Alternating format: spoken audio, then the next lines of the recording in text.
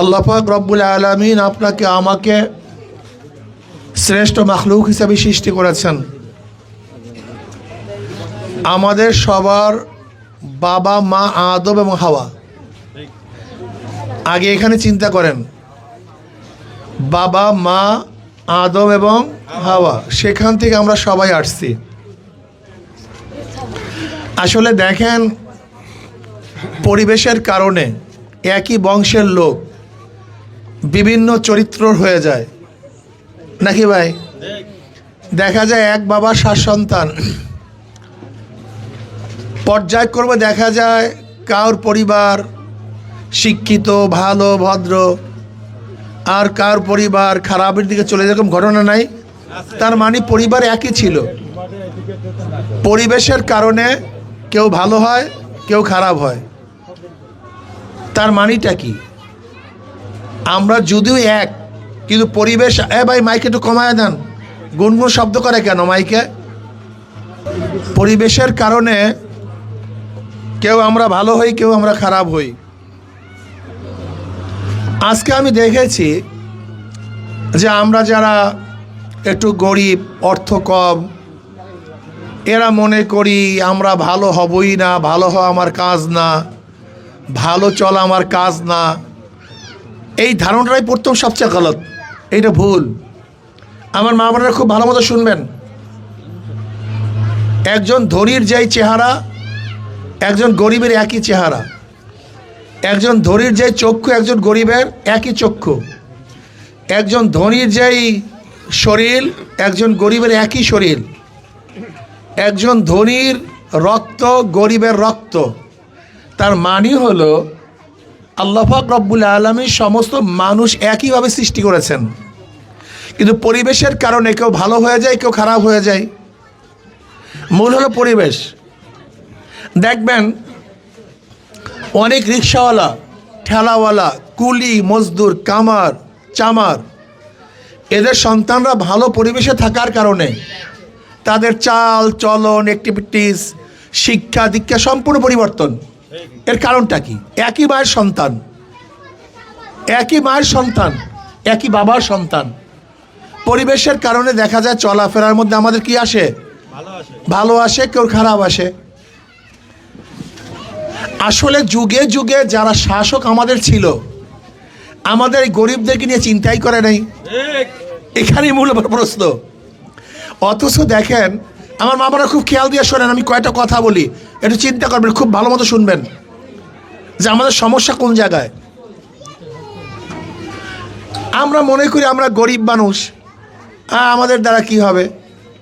আপনি কি জানেন যে ভারতের যে আণবিক বোমার প্রবক্তা ডক্টর আবুল কালাম বা আব্দুল কালাম যাকে বলা হয়, যে প্রেসিডেন্ট ছিলেন, আপনি কি জানেন সে কার সন্তান?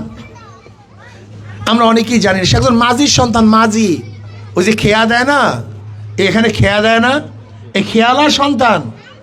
তার বাবা রীতিমতো খেয়া দিত নদীর মধ্যে, এবং তাকেও সেই খেয়ার কাজে ব্যস্ত রাখছিল, কিন্তু আল্লাহ পাক তাকে মেধা দিছে, সে শিক্ষিত হয়ে গেছে। গরিবের সন্তান, মেধা আছে কি নেই? কথা বলেন, মেধা আছে। আপনারা জানেন আম্বেদকারের নাম শুনছেন? অনেকে শুনেন নাই। ভারতের যে সংবিধান রচনা করছে, গোটা ভারতবর্ষের লোক যাকে বাবাজি আম্বেদকর বলে, বাবাজি আম্বেদকর, সবাই বাবাজি আম্বেদকর বলে। আপনি কি জানেন সে আম্বেদকরের বংশ কী ছিল?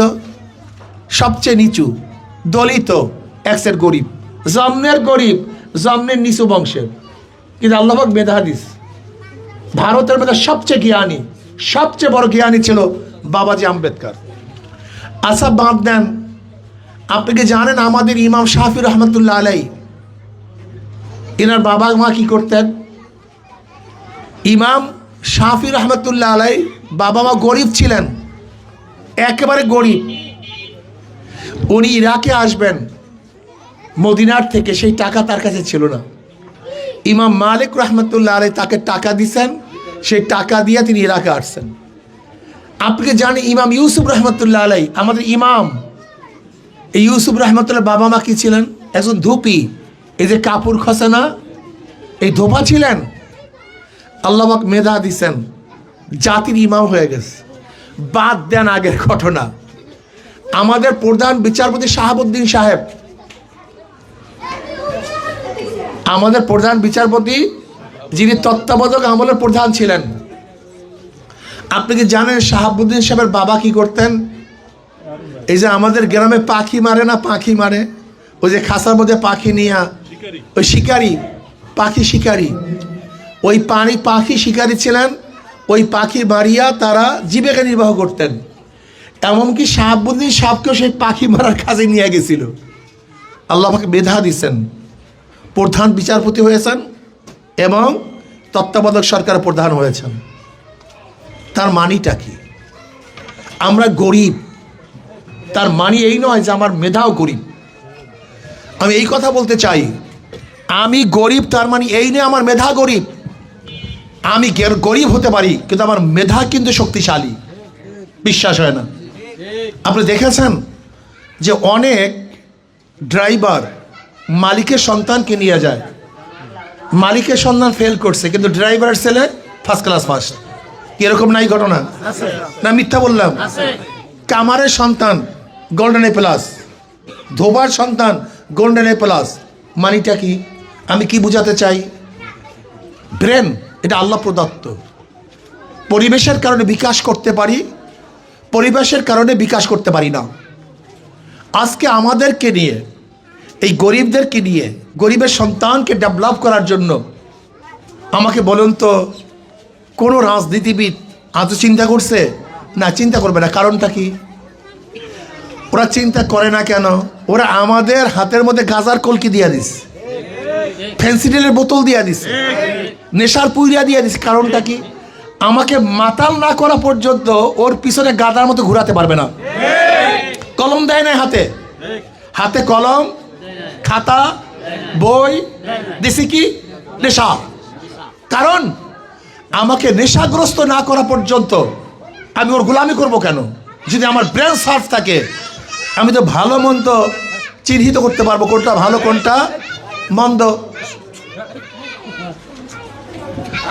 এর জন্য আমি আমার সমস্ত এলাকার বন্ধু থেকে বলবো, নিজেকে চিনুন। আপনি কে? আপনি রিক্সাওয়ালা হতে পারেন, আপনি মানুষ। আপনি ঠেলা হতে পারেন, আপনি কিন্তু মানুষ। আপনি চামার হতে পারেন, আপনি কিন্তু আগে নিজেকে পরিচয় নেন, আমি মানুষ, সর্বশ্রেষ্ঠ মাখলুক।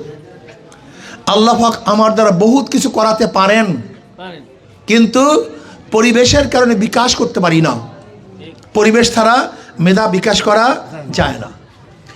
আমাদের উচিত আমাদের এই গরিব শ্রেণী যারা আছেন সবাইকে নিয়ে আমার সন্তানরা কিভাবে শিক্ষিত হতে পারে, আলেম হতে পারে, উচ্চশিক্ষায় শিক্ষিত হতে পারে সে প্ল্যান করা। আশা করি ইনশাআল্লাহ যদি আমাদের এই সন্তানদেরকে কে কে মেধাবী আছে এটিকে বাঁচাই করিয়া আমরা যদি তাদেরকে কাজে লাগাতে পারতাম, কি দেশ উন্নয়ন করা সম্ভব কি সম্ভব না? গাঁজা তুলিয়া দিলে দেশ উন্নয়ন হবে না। আমি বিশ্বাস করি একটা মানুষকে মার্ডার করলে যেই ক্ষতি না হয়, একজন মানুষকে নেশা ধরিয়ে দিলে তার চেয়ে অনেক বেশি ক্ষতি হয়। তাহলে কেন? একজন বেশি মার্ডার করলে শেষ, কান্নাকাটি শেষ, ব্যক্তিও কি ও একা শেষ নাকি দুইজন? কিন্তু যদি নেশাগ্রস্ত করেন ও নিজে শেষ, মা শেষ, বাবা শেষ, স্ত্রী শেষ, সন্তান শেষ, সমাজ শেষ, ঈমান শেষ। বুঝছেন? আজকে আমাদের গরিবদের মধ্যে যারা আমরা শিক্ষায় কম, এদের মধ্যে আপনি ভাবিয়েন না এটা পরিকল্পিত না, এটা ভাবিয়েন না। পরিকল্পিতভাবে আমাদেরকে ডেভেলপ করার কোনো টেনশন নেই, চিন্তা নেই। পরিকল্পিতভাবে আমাকে ধ্বংস করার যত ষড়যন্ত্র সব আছে পরিকল্পিতভাবে। আমি সেদিকে গেলাম একটা মাহফিলে আমাদের ওই চানমারি কলোনিতে। আমি বললাম 40 বছর আগেও যে এই কলোনি দেখছি, আজ 40 বছর পরে একই কলোনি, কিন্তু কত নেতা আসলো গেল, কই এই কলোনি তো পরিবর্তন হয় না, ওই যেই অবস্থা সেই অবস্থা। কারণটা কি বলেন তো? ওরা তো ডেভেলপ করতে চায় না, ওরা আপনাকে আমাকে কাজে লাগিয়ে গোলাম বানিয়ে ওরা শুধু ক্ষমতার বৈতরণী পার করতে চায়, যে তুমি বসো, তোমার কাঁধের উপরে ভর দিয়ে আমি ক্ষমতায় যাব। ওরা আমাদেরকে নিয়ে কোনো টেনশন করবে না, তো কোনো চিন্তা নেই ওদের। এর জন্য আমি মা বোনদেরকে বলবো, নিজেদেরকে গরিব মনে করবেন না, আপনি একজন মানুষ, এটা প্রথম মাথার মধ্যে আনেন। অনেক সময় দেখা যায় যে আমাদের সাধারণ কলোনির লোকগুলি মনে করে আমরা খারাপ লোক। কেন আপনি খারাপ? কেন? আপনার চক্ষু খারাপ, আপনার নাক খারাপ, আপনার হাত খারাপ, আপনার পাও খারাপ, আপনার পেট খারাপ, তা আপনি ভালো? আপনাকে খারাপ কে বলছে? আপনি তো অনেক ভালো, আপনি তো অনেক ভালো, কিন্তু আপনার মাথার মধ্যে ঢুকানো হয়েছে আমি খারাপ। যদি আমার মাথার মধ্যে ঢুকানো হয় আমি খারাপ, তাই ভালো কাজ করবো কেমন বলেন তো? আমি কথাটা বোঝাতে পারতেছি? যখন আমার মাথার মধ্যে ঢুকানো হয় চোর, তা আমার মাথার মধ্যে ভালো কোনো কাজ আসবে? আমার মাথার মধ্যে ঢুকানো আমি ডাকাত, আমার মাথা থেকে ভালো কোনো কাজ আসবে? এর জন্য পরিকল্পিতভাবে আমাদের মাথার মধ্যে ঢুকানো হয়েছে তোমরা খারাপ, অথচ আপনাদের সে ভালো কেউ নেই। কেন বলেন তো? যেই ব্যক্তি নিজে হালাল রুজি কামাই করে আর যে ব্যক্তি ঘুষ খায়, সুদ খায়, কোন ব্যক্তি ভালো? হ্যাঁ, ওই যত বড় লোক সবগুলো হারামখোর, কিন্তু রিক্সাওয়ালা হালাল খোর। ও নিজে কামাই, নিজের মাথার ঘাম পায়ে ফেলে কামাই করে। কাজে ও কোথায়? আরে ঘুষখোরটা কোথায়? কোথায় ঘুষখোর আর কোথায় যে খাটনি করে? আসমান জমিন পার্থক্য। আপনি কেন বুঝতেছেন না? আমার মা বোনেরা, আপনি ভাবছেন গরিব, মিথ্যা কথা, আপনি গরিব না। তাহলে কেন? আচ্ছা বলেন তো, গরিব কাকে বলা হয়? আলী রাদিয়াল্লাহু তাআলা আনহু তিনি বলেন, হে গোটা দুনিয়ার মানুষ শোনো, সরদার দো আলম সঈদুল আম্বিয়া জনাব মুহাম্মদ রাসূলুল্লাহ সাল্লাল্লাহু আলাইহি ওয়াসাল্লামের কলিজার টুকরা ফাতেমার ঘটনা শোনো। বলে কি ঘটনা? বলে ফাতেমার অবস্থা এরকম ছিল, আটার চাক্কি ঘুরাতে ঘুরাতে তার হাতের মধ্যে দাগ পড়ছে, পানির মস্কট টানতে টানতে তার ঘাড়ের উপরে রশির দাগ পড়িয়া গেছে। শোনো গোটা দুনিয়ার মানুষ, সরদার দো আলম আলাইহিস সালাতু ওয়াস সালামের কন্যা ফাতেমার ঘটনা। বলে ফাতেমা এবং আমার বিছানা ছিল একটা। কয়টা? তাও একটা ছাগলের চামড়ার বিছানা। রাত্রে একই বিছানায় ঘুমাতাম, আবার দিনের বেলা ওই ছাগলের চামড়ার উপরে জানোয়ারদের খাদ্য দিতাম। আমাকে বলেন তো, একজন গরিব আমাকে বের করে দেন, একজন গরিব বাংলাদেশে, একজন গরিব, যেই গরিব একই বিছানার চাদরে মাসকে মাস থাকে, পাবেন? একজন পাবেন না। আমাকে একজন গরিব বের করে দেন। আম্মা জান আয়েশা সিদ্দিকা রাদিয়াল্লাহু আনহা বলছেন, নবী আলাইহিস সালাতু ওয়াস ঘরের মধ্যে কোনো সময় এক মাসে আগুন জ্বলতো না। কয় মাসে? দেখান একজন গরিব আমাকে, একজন গরিব আমাকে দেখান, একজন গরিব আমাকে দেখান। এ আমার মা বোনেরা, নিজেকে গরিব ভাববেন না, আপনি অনেক বড় লোক। বলে কিভাবে? নবী আলাইহিস সালাতু ওয়াস সালাম ফাতেমা রাদিয়াল্লাহু আনহার ঘরে গেলেন, ইজাজত চাইলেন ঘরে ঢোকার জন্য। ফাতেমা রাদিয়াল্লাহু বলেন, আব্বু যান এখন না, একটু পরে ঢুকেন, একটু পরে। অনেকক্ষণ পরে বলে, এখন আসেন। বলে আমাকে বারণ করলা কেন? বলে আব্বু, আমার একটা কাপড়, যেই কাপড়টা ধুয়ে দিয়েছিলাম, ওই কাপড় শুকার অপেক্ষা ছিলাম, কাপড় শুকাইছে, সেইটা পরিধান করছি, এখন আপনি আসতে পারেন। আমাকে একজন গরিব দেখান গোটা বাংলাদেশের মধ্যে, একজন দেখান, আমাকে একজন গরিব দেখান। নবী আলাইহিস সালাতু ওয়াস সালাম না খেয়ে পেটে পাথর বাঁধছেন, আমাকে একজন গরিব দেখান বাংলাদেশের মধ্যে যে 3 দিনে বা 2 দিনে একবেলা খানা খেতে পারে নাই, এখন একজন গরিব আমাকে দেখান। তার মানে আমরা কেউ গরিব না, হয়তো বড় ধনী না, হয়তো বড়, কিন্তু আমরা কেউ খেয়ে পরে ভালো আছি তো, খেয়ে পরে ভালো আছি তো, আল্লাহ অনেক ভালো রেখেছেন তো, 4টা খাইতেছি তো, পড়তেছি তো, নতুন জামা পরিধান করতেছি তো, প্রত্যেকের পায়ে জুতা আছে তো, আল্লাহ পাক যেই আমাকে মেশিন দিয়েছেন হাত পা, তা দিয়ে খাটনি করতেছি তো। নিজেকে ছোট মনে করেন কেন? উচ্চবিলাসী হবেন না। এই উচ্চবিলাসী আমাদের সমস্ত খতরনাক। রেজেকের মালিককে আপনি দেখেন নাই 5 ভাই 10 ভাই 7 ভাই, এক ভাই ধনী আর এক ভাই গরিব, একই মায়ের সন্তান একই বাবার, তাহলে উভয় তো ধনী হওয়ার কথা ছিল, কিন্তু ধনীর মালিককে তাকে দিয়েছে, আমাকে দেয় না, সমস্যা কি? যদি আল্লাহ শুকরিয়া আদায় করি দেখবেন মনের মধ্যে তৃপ্তি আসবে। আর যদি খালি আমার ওর এততলা বিল্ডিং, ওর এততলা বিল্ডিং, আমার নাই কিছু, দেখবেন হাহুতাশ করবেন, মনের মধ্যে শান্তি পাবেন না। মনের মধ্যে কি পাবেন না? শান্তি পাবেন না। এই জন্য আমার মা বোনদেরকে বলবো, গরিব বলতে কেউ নাই, কেউ না খেয়ে নাই। আপনাদের কাঁধের মধ্যে কার মস্কো টানে টানতে টানতে কাঁধের মধ্যে রশির দাগ পড়ে নাই, কিন্তু ফাতেমা রাদিয়াল্লাহু আনহার কাঁধের মধ্যে মস্কের রশি দাগ পড়েছে। কাজে আপনি কেন গরিব মনে করতেছেন? আপনি নিজেকে ছোট মোটো করতেছেন কেন? আসুন, যদি তারা এত এত দিনের জন্য ত্যাগ করতে পারে, তা আপনি আমি দিনের জন্য কি ত্যাগ করেছি? এইবার হলো প্রশ্ন, কি করেছি? কিচ্ছু করেন নাই। তারা আল্লাহর শুকরিয়া আদায় করছেন। এমনকি নবী আলাইহিস সালাম তার কাছে ফাতেমা রাদিয়াল্লাহু আনহা গেছেন, ইয়া নবী আল্লাহ, আব্বাজান আপনার কাছে অনেক গোলাম আসছে, একজন খাদিম হিসেবে গোলাম দেন। নবী আলাইহিস সালাম বললেন, ফাতেমা তুমি চাও না আখিরাতে কামিয়াবি হবা? তুমি 33 বার সুবহানাল্লাহ, 33 বার আলহামদুলিল্লাহ, 34 বার আল্লাহু আকবার পড়বা রাত্রে ঘুমের আগে, এটা খাদেমের চেয়ে উত্তম হবে। খাদেম দেন নেই, জিকির শিখাইয়া দিছে। কি ভেবেছেন? এর নাম ইসলাম। আত্মতৃপ্তি, আত্মতৃপ্তির নাম ইসলাম। যদি তৃপ্তি পান, আল ঘেনা ঘেনার নাফস, মনের ধনী বড় ধনী, 1000 কোটি টাকার মালিক, মনে শান্তি নেই, সারাদিন উদ্বাস উদ্বাস উদ্বাস, মনে হয় যেন স্বর্ণের খাটের মধ্যেও জাহান্নামের মধ্যে আস। আর হাজারো গরিব, অন্তর প্রশান্তি, মনে হয় যেন কুড়ের ঘরের মধ্যেও শান্তির কোনো অভাব নেই। কিরকম নাই বাবা? মনের শান্তি বড় শান্তি। আমার মা বোন আল্লাহওয়ালা হন, দিনদার হন, নেককার হন, সন্তানদেরকে নেককার বানান, স্বামীকে দাওয়াত দেন, দোয়া করেন আল্লাহর কাছে। যেরকম নবীগণ বাচ্চা আসার আগেই দোয়া করেন, রব্বি হাবলি মিনাস সালিহিন, মাওলা হে আমাকে নেককার একটা সন্তান দান করো।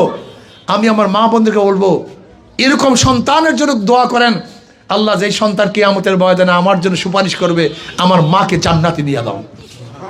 বাবাদেরকে বলবো, তোমরা সন্তানের জন্য দোয়া করো, আল্লাহ এমন সন্তান আমাকে দান করো যেন কিয়ামতের ময়দানে আমার সন্তান আমাকে হাত ধরিয়া জান্নাতে নিয়ে যায়। এরকম দোয়া করো। এমন সন্তানের জন্য দোয়া করো যেই সন্তান তোমাকে আমাকে নাজাতের উসিলা বানায়া দেবে। আজকে আমার মা বোনদেরকে বলবো, যুগে যুগে ইসলামের জন্য আমার মা বোনের অনেক কষ্ট করছে, অনেক। আপনি কি জানেন? হ্যাঁ আমার পুরুষ বাবার, আপনি কি জানেন ইসলামের জগতে সর্বপ্রথম ইসলামের জন্য শাহাদাতের মর্যাদা কে অর্জন করছে? কোনো পুরুষ না, একজন মহিলা। এই গোটা ইসলামের জগতে প্রথম শাহাদাতের মর্যাদা কোনো পুরুষ অর্জন করতে পারে নাই, একজন মহিলা সুমাইয়া রাদিয়াল্লাহু তাআলা আনহা, তিনি প্রথম শাহাদাতের মর্যাদা অর্জন করেছেন। আপনি কি জানেন পুরুষ এবং মহিলাদের মধ্যে সর্বপ্রথম ঈমান কি গ্রহণ করেছেন? কোনো পুরুষ না, প্রথম ঈমান গ্রহণ করেছেন একজন মহিলা, আম্মাজান খাদিজা কুবরা রাদিয়াল্লাহু তাআলা আনহা, তিনি প্রথম ঈমান গ্রহণ করেছেন, এর আগে কেউ না। আপনি কি জানেন নবী আলাইহিস সালাতু ওয়াস সত্যায়ন কি করেছেন? একজন মহিলা খাদিজা কুবরা রাদিয়াল্লাহু তাআলা আনহা। কি ভেবেছেন মহিলাদের খেদমত? আজও ইসলামের জন্য সবচেয়ে বেশি ত্যাগ হইল মহিলাদের। সবচেয়ে বেশি ত্যাগ কাদের? আমি আমার চরমনে একটা ঘটনা সবসময় বলি, ওই ফিরাউনের স্ত্রীর মতো, ফিরাউনের স্ত্রী মোমেন আর ফিরাউন না বেঈমান, ঠিক চরমনে একটা ঘটনা ঘটছে। এক মহিলা, সে ইসলামের পক্ষে, সে বলছে আমি আলেমের পক্ষে আছি, দ্বীনের পক্ষে আছি, কিন্তু স্বামীটা বেঈমান। সে বলছে না, তুমি আলেমদেরকে ভোট দিতে পারবা না, ইসলামের পক্ষে ভোট দিতে পারবা না। মহিলা বলছে কেন? সাক্ষী, ভোট বাড়ি সাক্ষী দেওয়া। চরমনে হুজুর দাঁড়াইছে আর ওখানে ফাসেক দাঁড়াইছে, আপনি আমার কাছে কি বলবেন যে আমি বলবো যে ফাসেকটা সবচেয়ে ভালো, এই সাক্ষী আমি দেবো? এটা আমি পারবো না। এবার মহিলা বলতেছে ভোট মানে সাহায্য করা, সহযোগিতা করা, আমার সাহায্য সহযোগিতা নিয়ে ক্ষমতা গিয়ে চুরি করবে, ডাকাতি করবে, তার অংশ আমি নেব, এটা আমি পারবো না। সে বলতেছে ভোট মানে সমর্থন করা। কেউ ডেমোক্রেসি, কেউ গণতন্ত্র, কেউ সোশ্যালিজম নিয়ে নির্বাচন অংশগ্রহণ করেছে, আর একজন ইসলাম নিয়ে আমি কিভাবে রায় দেব ইসলামের পক্ষে আমি নাই, এটা আমি পারবো না। ওই জালেম মহিলার উপরে আঘাত করছে, কোপ দিছে। কি দিছে? মহিলা স্পষ্ট বলছে, আমার চরমনের ঘটনা, আমি মারা যেতে পারি, আমি ধ্বংস হতে পারি, কিন্তু ইসলামের বিপক্ষে আমি যেতে পারবো না। আজও মহিলারা সবচেয়ে বেশি ত্যাগী।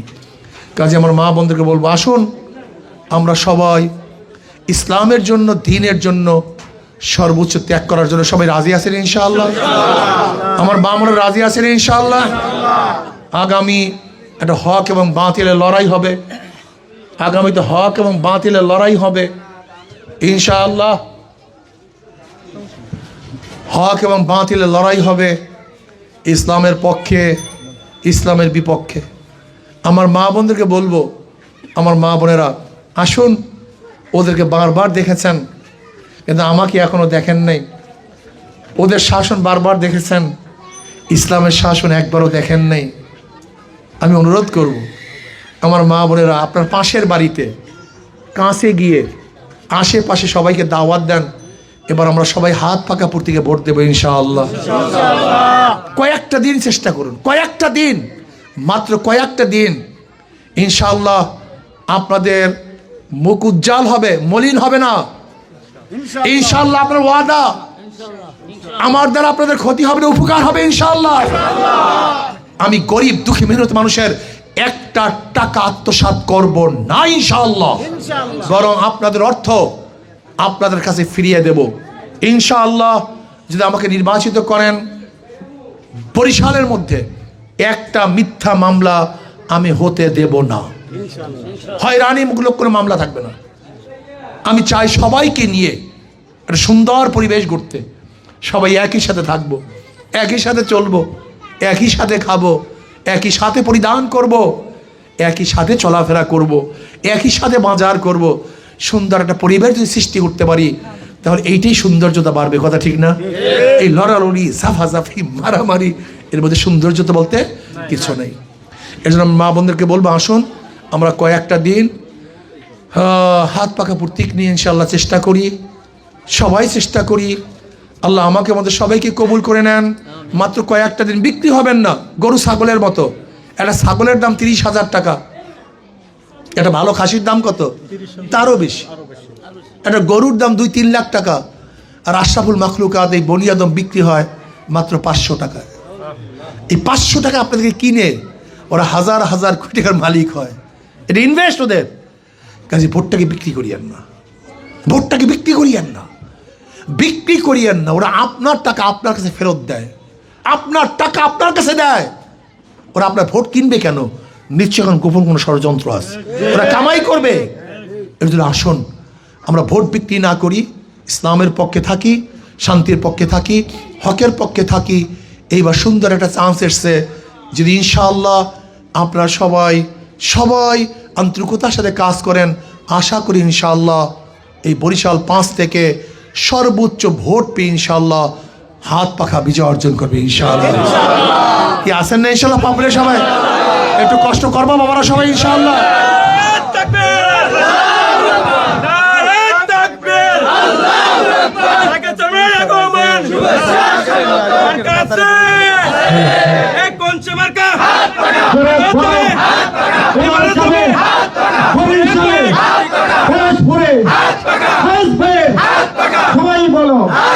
আর একটা কথা হলে এই যে দেখেন, আমার মা বোনদেরকে কিভাবে উন্নয়ন করব আপনি চিন্তাও করতে পারবেন না।